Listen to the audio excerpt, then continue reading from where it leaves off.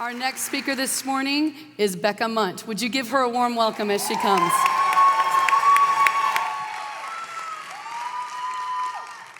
So I'm getting married next week.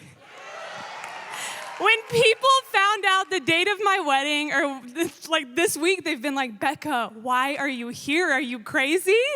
And there's no place I would rather be. This is my family. And my fiance, he's got everything under control. Pray for me. Please pray for me. But I tell you this because I want you to see before your eyes a story of transformation, healing, redemption, and complete restoration that has taken place for me. I was born and raised in a small town of Rochester, Indiana. My dad was the pastor of a large church there, and my life consisted of church services, begging my dad to stop saying bye to people because I was hungry, Burger King after church, and swimming in the baptismal tank. I grew up strong in my faith. When I was 10 years old, I felt this very strong calling into pastoral ministry. I was so bold about this that I went in front of a baseball stadium and asked anyone if they wanted to receive Jesus into their hearts at 3 years old. I grew up being known for my boldness, my bravery, my faith, and my undeniable joy. When I was 17, life hit hard. I moved schools in the middle of my junior year, and I began to experience rejection from my peers. I began to feel very, very lonely. I started to struggle with anxiety, depression, thoughts of self-harm, thoughts of suicide. But because I was known as this joyful future pastor and pastor's kids, I didn't feel right to admit I was struggling.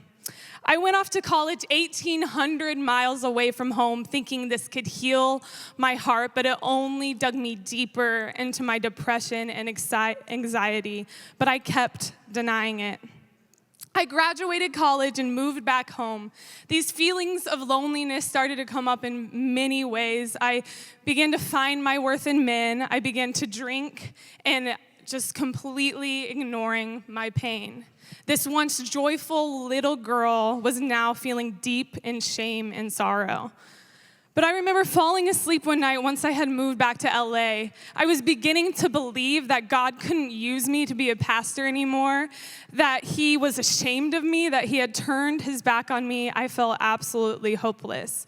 But that same night, I remember I was falling asleep, and I got this vision, and it was of this huge white canvas, and there were paint strokes being brushed all over this white canvas, and they were beautiful, vibrant colors, and it was this white canvas turning into this colorful, vibrant, beautiful picture. But with each paint stroke, I heard a strong, powerful voice saying, Rebecca Lynette. Rebecca Lynette, Rebecca Lynette, which is my full name. That's all God had to speak to me. It was my name. But here's the thing, my name wasn't being called with judgment, shame, or disapproval. It was being called with love, admiration, and acceptance. It took God just simply calling my name for me to understand that he was near, desires me, wants to restore me to joy, and then he wants to use me. I was finally able to admit I needed help because I knew that God would never stop calling my name with love. And in order to be healed, the first step is to recognize that we need healing. I want to encourage you that if you are feeling any of these things, which as pastors we're not exempt, God is near and he is calling your name with only love and acceptance. And I'm definitely not the only one who is struggling with this. Loneliness is an epidemic. It's spreading rapidly, and we need to know how to help people in our church be restored to joy. A recent Cigna survey revealed that nearly half of Americans admitted to feeling lonely or left out. Fully 54% said they always or sometimes feel that no one knows them well. In 2017, according to the CDC, suicide was the 10th leading cause of death overall in the U.S. Suicide was the second leading cause of death among individuals between the ages of 10 and 34, and the fourth leading cause of death among individuals between the ages of 35 and 54. There were twice as many suicides in the U.S. as there were homicides. We, as the church, at this time, more than ever, have a huge opportunity and are vital in helping our communities reach health and restoration to joy.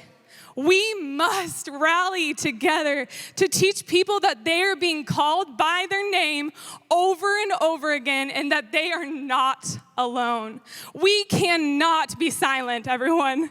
Sometimes I think we are afraid to say something because we're afraid of saying the wrong thing. But I think sometimes silence from our friends speak louder than the words from our enemies. And I think it's easy to forget about someone's pain when we are not the ones in pain. But can we, as the Foursquare Church, promise to reach hurting people where they're at? Listen, check in on your people that you know might be struggling constantly. Ask if they need anything weekly. And if they say nothing, ask again the next week, and the next week, and the next week. But now, O Jacob, listen to the Lord who created you. O Israel, the one who formed you says, do not be afraid. I have ransomed you. I have called you by name. You are mine. When you go through deep waters, I will be with you. When you go through rivers of difficulty, you will not drown. When you walk through the fire of oppression, you will not be burned up. The flames will not consume you, for I am the Lord your God, the Holy One of Israel, your Savior. Isaiah 43, 1-3. We must remind our people of this. We must call in them what God already saw in them. There is joy in being called by name. There is joy in that name being called with love and admiration. There is joy knowing that our God will never give up on us, no matter how shameful or lonely we feel. There is joy in knowing that God is bigger than any depression, anxiety, loneliness, thoughts of suicide, and hiding. There's joy knowing that the pain can't consume us because He is the Lord our God. All right, now I'm gonna go get married. Thank you.